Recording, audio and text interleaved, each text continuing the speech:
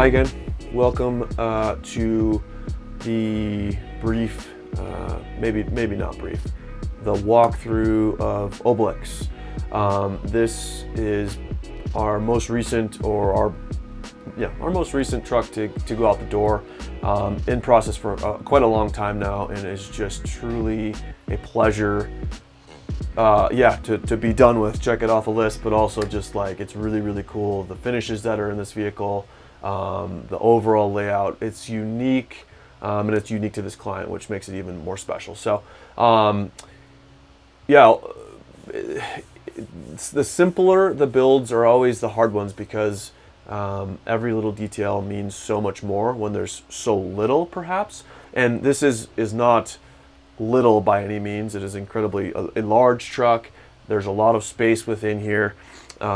But it's so simple. The appearance is white, is the teak wood, is gray, a maharam fabric. So again, all of those little details mean so much more when there's not a whole bunch of stuff jumping out at you. So I really, of course, I'm pretty fond of all the builds we do. We're very fortunate to be able to have these sorts of projects. But this one particularly, as it is our most recent, is getting ready to go out the door, has been a long time in process. So it's cool to kind of be finished with it, see the full reality from a couple, napkin sketches to computer drawings to this in full. So anyways, now I'm rambling. We'll just go through a couple things and just touch on what we've done here. Again, the layout itself, there's nothing groundbreaking on really any of the layouts that we do, any layouts that you see, in my opinion, because there's very good reason for why they are that way. There's a garage. Above that garage, it makes sense to have a bed. Obviously, it makes sense to have a kitchen. Makes sense to have a kind of a seating area, lounge area. So there's nothing really groundbreaking, but there are some very unique and fun features that I think were brought full circle to kind of change and challenge those sorts of like specifics. So one of the bigger things was the bed area. They have the ability to sleep across the vehicle, but they have the ability to sleep forward and back. So if I stand here, we can pull each side out, so you can then lounge front to back as well. Cushions would go down, tuck in place. And then you have a lot of sleeping area, and this particular client has a couple of dogs as well. So likely, I know from my personal dogs, they might be up on the bed. So that gives them kind of some nice space to be comfortable. Because these two things slide forward, it of course adds a lot of challenge when it comes to what can be done height-wise, what can be done spatially in front, below. So what you can see, and I'll step back and kind of get out of the way here. What you can see though is there's a lot of countertop space, but very, I think, strategically used. We have a large sink. Sink can house things, can house dishes. We have little things like this where dishes can dry. Induction cooktop. We have added flip up, which again, countertops like this are pretty commonplace, but I think this is a huge countertop space and really lovely for prep. But again, we have to be pretty strategic on how we use countertop space, because we can't then go floor to ceiling with a cabinet. So we have a lot of storage underneath. In this particular side here, off to the what is the driver's side, we've got these little latches that we created that you can pop open that really that allow access to this freezer. So we're really trying to be conscious of space of course. So this has to be low profile though. This sits on top of a water tank. These little guys latch so they don't go flying. Additional access to the freezer. There's also a fridge and freezer upon entry to the truck itself, but we needed more freezer space. But again, we can't go up with it. We have to keep it low because of the bed articulating out. Of note, there's also secret access to certain storage places under the mattress. I shouldn't tell you that, but don't tell anybody. We've also done some like nice little teak additional kind of side tables, quote unquote. The lights, the bed lamps have USB plugs, so you can plug your phone into, charge it at night, store your periodicals, your things to read, those sorts of things, and all these little teak storage pieces that are on the vehicle. Again, has to be pretty strategic so you're not hitting your head on them, not hitting your head when you're sitting, not in the bed. This has to still be able to come out. So there's a lot of things at play. Although it looks incredibly simple, these little guys are a very, very complex piece of work, which is really fun. You don't really get to see how complex that was in building. Kind of finishing up the area here, other than our upper cabinets, we have this little step here that just kind of articulates out of the way and latches in place. More storage here with some access to all the water controls, water tanks. In the dining area, I'll kind of step back a little bit. The dining area, we'll push this back in. The dining area conforms to a lounge area as well. We did not want to do, the client in particular didn't want to do any camera or TV or anything on the wall. So it's a very, very simple finish. But of course, you know, simple is still not just easy. But we're able to do a lot of those nice little details. So all of the electrical components are in the seating area. All the controls for breakers, etc., are on the top here, access underneath the seat.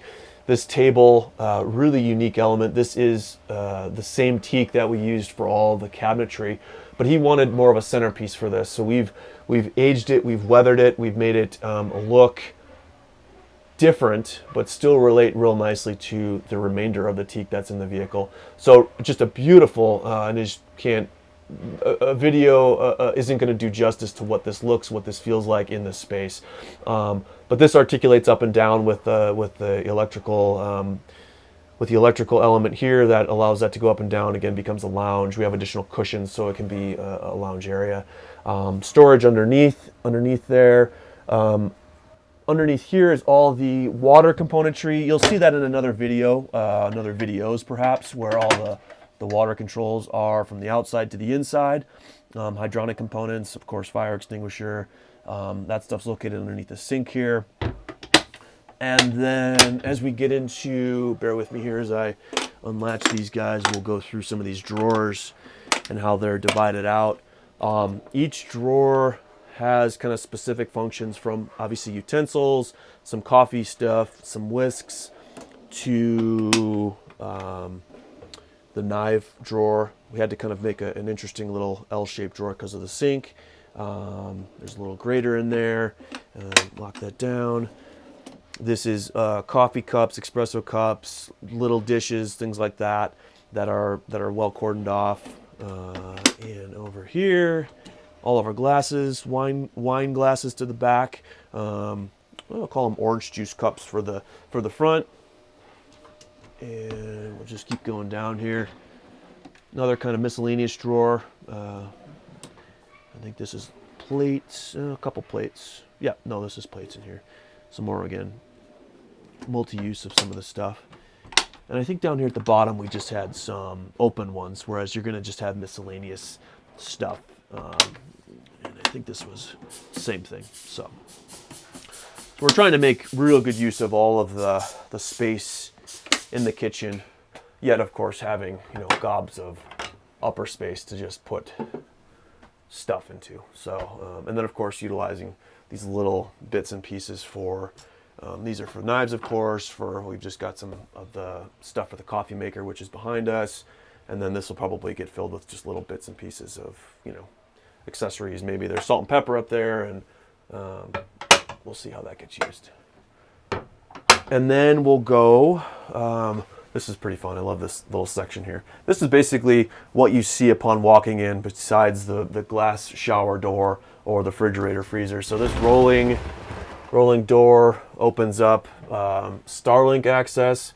Really, you don't need access to it. It'll just do what it needs to do. This is kind of the manuals and stuff. It's not quite organized yet. There's a Sonos speaker here that can be charged and removed. And then we have coffee maker and other Sonos speaker to the back of it. So this can be utilized kind of from all aspects, all corners, can just stay in that position for use in the morning. And then from the back, you can access another small Sonos speaker that's Bluetooth. And all these things we've kind of strategically done so you can be charging them while they're pushed back in, which is, I think, just an important little piece to that. So push this back in here. And close this back down, and then working our way down, we have this Miele oven. Works as a microwave as well. Just a beautiful piece. And then again, kind of more stuff, storage places. This is specific to this cast iron pan, and then below is more pans and pots for the induction cooktop. So while I'm over this way, we'll just pivot. Here is the washer dryer at the base here. That of course opens fully up. And then we've got above it a refrigerator and a freezer. That then gives us entry to the bathroom. So it is a, I guess it's a wet dry bath. There's a toilet, of course, a separate composting toilet. There's the sink. There's more storage to the side of the sink. Towel dryer, more storage with the rolling doors, shower curtain, and that really then leads access to the cab, which is the last part of the tour, I guess. So really, again, this thing has been a long time coming. It's fun to see it from, like I said, napkin sketch to computer drawing, looking like it's going to be something very special, and then turning into something very, very special. So just want to say thank you for the tour. Thanks for bearing with me as we make that walk. And we'll do an external tour as well when we get this thing out in the sun. So thanks.